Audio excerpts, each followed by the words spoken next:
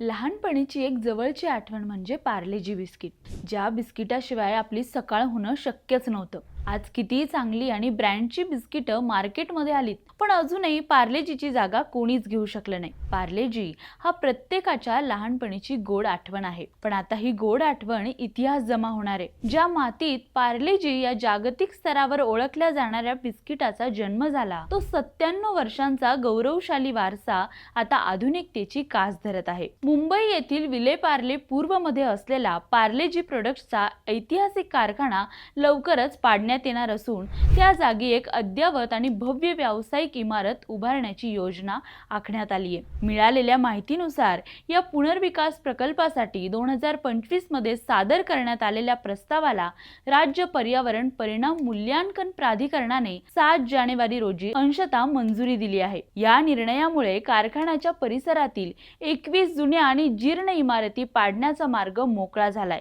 मुंबईच्या उपनगरातील एका मोठ्या भूखंडाचे स्वरूप यामुळे पूर्णपणे पालटणार आहे।